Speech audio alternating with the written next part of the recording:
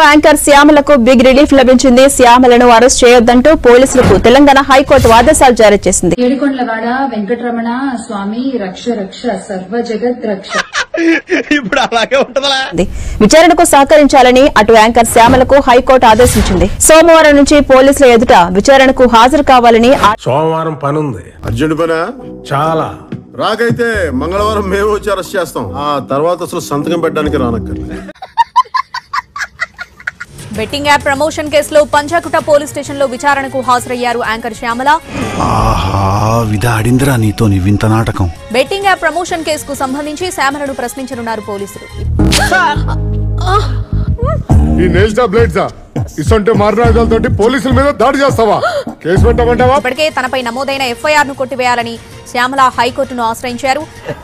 Time waste అవ్వాలి sir. రాక్షస ప్రయత్నాలన్నీ చేశాడు కానీ జరగలేదు, జరగదు. దరిద్రపు జాతకం. మేడం ఏమన్నా డాక్యుమెంట్స్ అడిగారా మేడం? నీకెందుకయ్యా అవన్నీ? నువ్వు నీ పని నువ్వు చూసుకో. బ్యాంక్ డీటెయిల్స్ ఏమన్నా అడిగారా?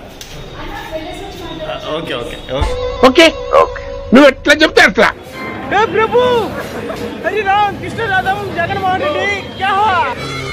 అయ్యా లోపలంతా అంత సవ్యంగానే జరిగింది. ఇట అంబోతులా తిరుగుతున్నావే, మీ ఇంట్లో ఎవరు నిన్నేమనరా? అన్న అందరికి నమస్తే. I respect your time. అందరు చాలాసేపు నుంచి వెయిట్ చేస్తున్నారు. అయ్యన్నొద్దు, పాయింట్కి రా. Thank you. ఇన్వెస్టిగేషన్ జరుగుతోంది, మీ అందరికీ తెలుసు. పరిస్థితి ఏం బాగోలేదు సార్. పర్సనల్ గాను ప్రొఫెషనల్ గాను చాలా బ్యాడ్ అయిపోయాను. విషయం కోర్టులో ఉంది. సో దీని గురించి ప్రస్తుతము మాట్లాడడం అన్అఫీషియల్ అవుతుంది. ఆ విషయం నాకంటే బాగా మీకే తెలుసు.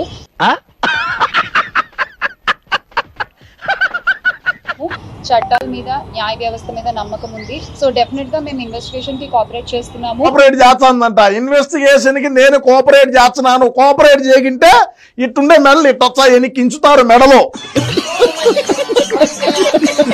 ఎందుకంటే మనం చేసినటువంటి లంగా పని.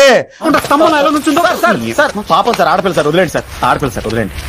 మనం చెప్పినటువంటి ఈ యొక్క ఇంత పెడితే ఇంత వచ్చాది, ఇంత పెడితే ఇన్ని లక్షలు వస్తాయి. మన తలరాత ఎలా ఉంటే అలా జరుగుద్ది.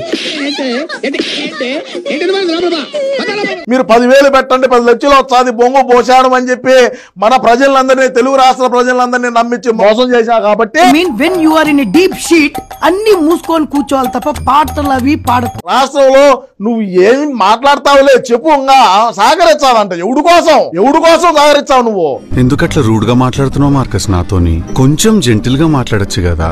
ఎన్ని కోట్లు దొబ్బినావు? యాప్ల దగ్గర, బెట్టింగ్ యాప్ల దగ్గర ఎన్ని కోట్ల రూపాయలు దొబ్బినావు? ఏంటి విషయం నీకు తెలిసిందా? నాకేంది, ఏపీ ఓల్ మొత్తం తెలుసు. ఉంది. ఖచ్చితంగా కల్పిట్స్ ని పట్టుకోవడంలో నేను ఎంతవరకు సాయం చేయగలను అంతవరకు డెఫినెట్ గా పోలీసులకి నా సపోర్ట్ ఎప్పుడూ ఉంటుంది. పోలీసులకు నీ సపోర్ట్ కాదు, పోలీసులకి ఏంది నువ్వు ఇచ్చేది బొంగు సపోర్ట్. ఎందుకు? నువ్వు ఒక హంతకురాలివి.